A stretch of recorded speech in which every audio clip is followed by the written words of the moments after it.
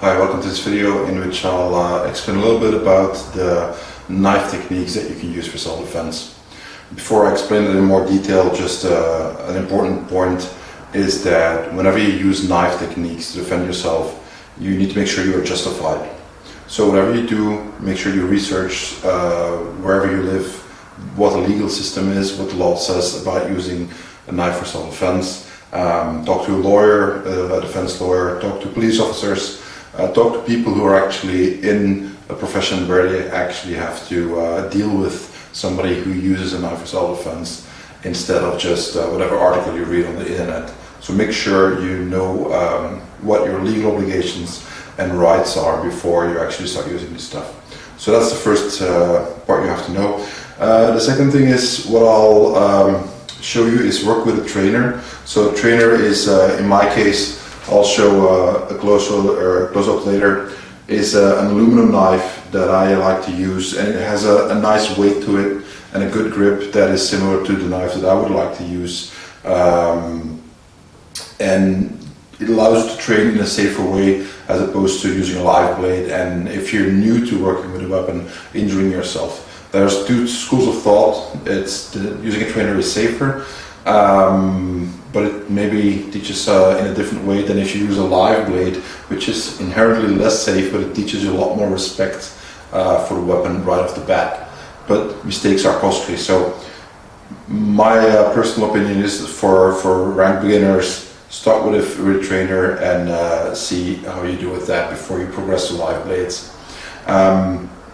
I'll put links up towards a couple of trainers you might be interested in buying if you haven't got one already.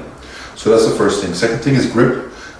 Many different grips that you can use. I like to use a grip with the thumb connecting to the blade here on the back side, so you can push, and for me that's a more comfortable grip. So I will show you with it that way, but if you have a different opinion or a different experience, it's all good. Do what works for you. So that's the main thing. What I'll be showing you is what is called the 12 angles, which is used heavily in Filipino martial arts, Kali, Arnis, and so on. And it's basically a system that teaches you many different ways you can use a knife in a pattern, in something that is a cohesive whole that makes sense and allows you to quickly make progress.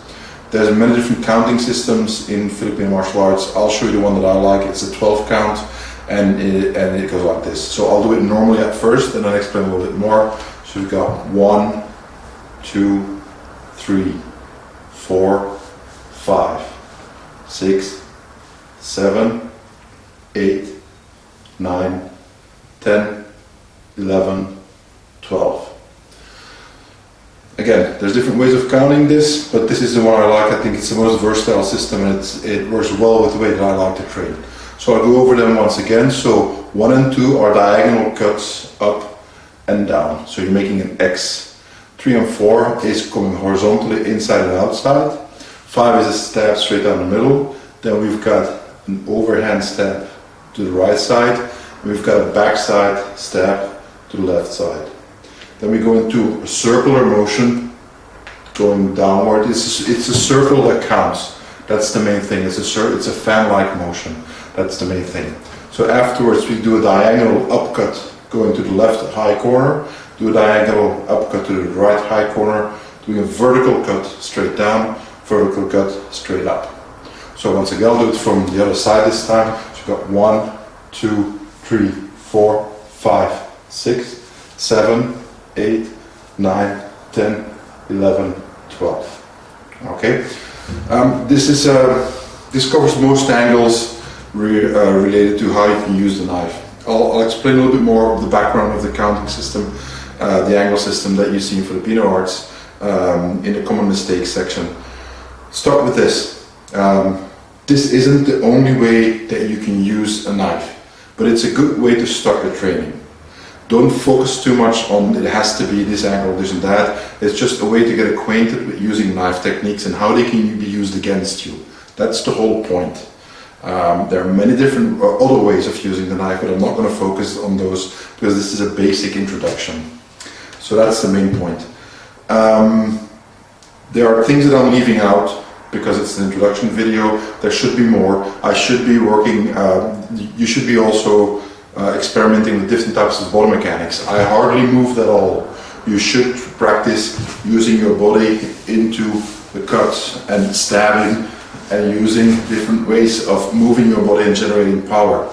Start like I just did with if I'm my knife in my right hand in the right lead, and then afterwards switch leads. So you're in the left lead and you have your knife in your backhand this time. And this time the body mechanics will be different. Okay, from what you did before.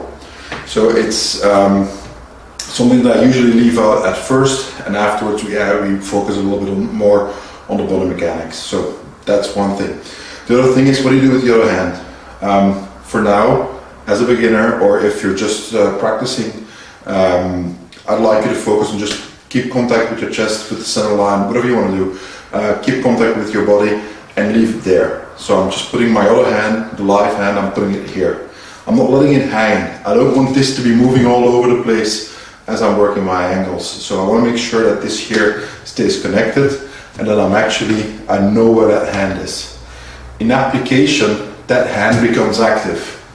If there's a punch coming in, I might cut, check, stab, or do something else, but that hand comes alive and it does stuff. It grabs, it checks, it parries, it does many different things that are additions to whatever the knife is doing, or it opens up certain possibilities for what you want to do with the knife.